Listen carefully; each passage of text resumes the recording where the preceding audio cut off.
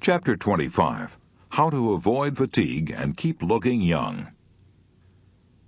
One day last autumn, my associate flew up to Boston to attend a session of one of the most unusual medical classes in the world. Medical? Well, yes, it meets once a week at the Boston Dispensary, and the patients who attend it get regular and thorough medical examinations before they're admitted. But actually, this class is a psychological clinic. Although it's officially called a class in applied psychology, formerly the thought control class, a name suggested by the first member, its real purpose is to deal with people who are ill from worry, and many of these patients are emotionally disturbed housewives. How did such a class for worriers get started? Well, in 1930, Dr. Joseph H. Pratt, who, by the way, had been a pupil of Sir William Osler, observed that many of the outpatients who came to the Boston Dispensary apparently had nothing wrong with them physically, yet they had practically all the symptoms that flesh is heir to. One woman's hands were so crippled with arthritis that she'd lost all use of them. Another was in agony with all the excruciating symptoms of cancer of the stomach. Others had backaches, headaches, were chronically tired, or had vague aches and pains. They actually felt these pains, but the most exhaustive medical examination showed that nothing whatever was wrong with these people, in the physical sense. Many old-fashioned doctors would have said it was all imagination, all in the mind. But Dr. Pratt realized that it was no use to tell these patients to go home and forget it. He knew that most of these people didn't want to be sick. If it was so easy to forget their ailments, they would do so themselves. So what could be done?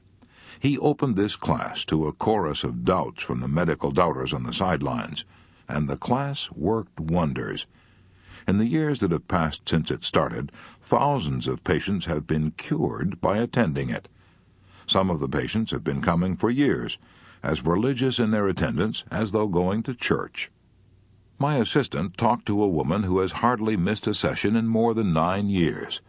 She said that when she first went to the clinic, she was thoroughly convinced she had a floating kidney and some kind of heart ailment. She was so worried and tense that she occasionally lost her eyesight and had spells of blindness. Yet today she's confident and cheerful and in excellent health. She looked only about 40, yet she held one of her grandchildren asleep in her lap. "I used to worry so much about my family troubles," she said, "that I wished I could die. But I learned at this clinic the futility of worrying. I learned to stop it, and I can honestly say now that my life is serene." Dr. Rose Hilferding, the medical advisor of the class, said that she thought one of the best remedies for lightening worry is talking your troubles over with someone you trust. "We call it catharsis," she said. "When our patients come here, they can talk their troubles over at length until they get them off their minds. Brooding over worries alone and keeping them to oneself causes great nervous tension. We all have to share our troubles. We have to share worry. We have to feel there is someone in the world who is willing to listen and able to understand."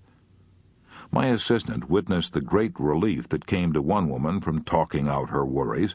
She had domestic worries, and when she first began to talk, she was like a wound-up spring. Then, gradually, as she kept on talking, she began to calm down. At the end of the interview, she was actually smiling. Had the problem been solved? No, it wasn't that easy. What caused the change was talking to someone, getting a little advice and a little human sympathy.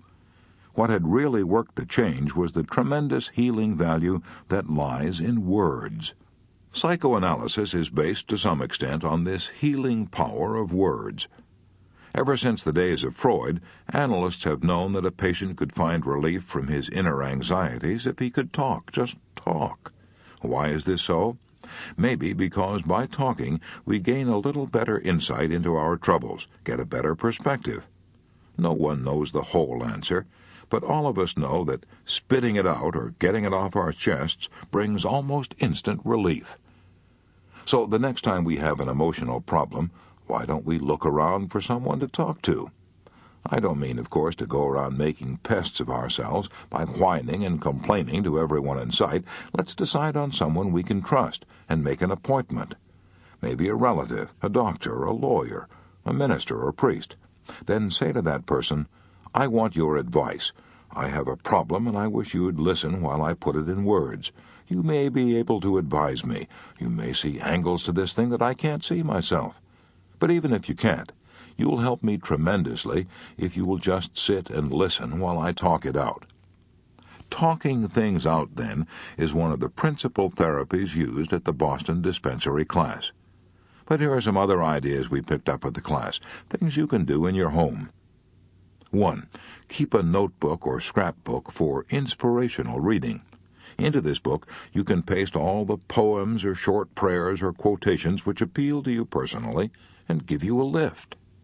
Then, when a rainy afternoon sends your spirits plunging down, perhaps you can find a recipe in this book for dispelling the gloom. Many patients kept such notebooks for years. They said it was a spiritual shot in the arm. 2. Don't dwell too long on the shortcomings of others. One woman at the class who found herself developing into a scolding, nagging, and haggard-faced wife was brought up short with the question, "What would you do if your husband died?" She was so shocked by the idea that she immediately sat down and drew up a list of all her husband's good points. She made quite a list. Why don't you try the same thing the next time you feel you married a tyrant? Maybe you will find after reading your spouse's virtues that he or she is a person you'd like to meet. 3. Get interested in people. Develop a friendly, healthy interest in the people who share your life. One ailing woman who felt herself so exclusive that she hadn't any friends was told to try to make up a story about the next person she met. She began in the bus to weave backgrounds and settings for the people she saw. She tried to imagine what their lives had been like. First thing you know, she was talking to people everywhere, and today she's happy, alert, and a charming human being, cured of her pains. 4. Make up a schedule for tomorrow's work before you go to bed tonight. The class found out that many people feel driven and harassed by the unending round of work and things they must do. They never got their work finished. They were chased by the clock. To cure this sense of hurry and worry, the suggestion was made that they draw up a schedule each night for the following day. What happened? More work was accomplished, much less fatigue, a feeling of pride and achievement, and time left over for rest and enjoyment. 5.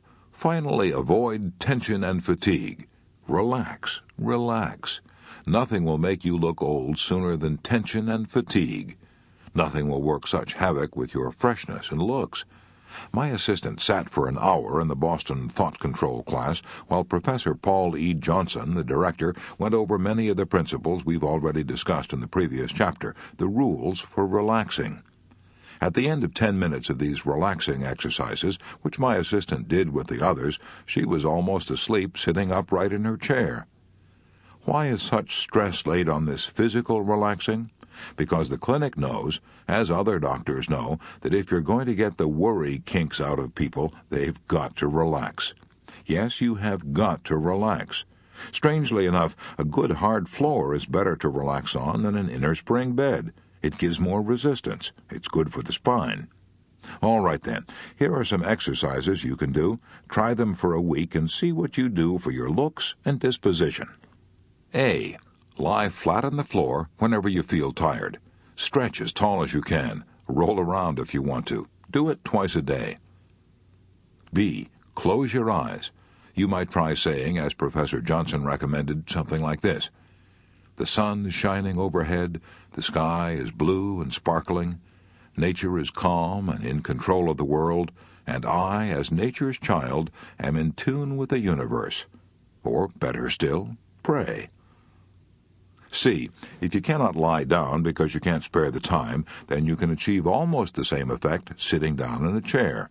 A hard, upright chair is the best for relaxing.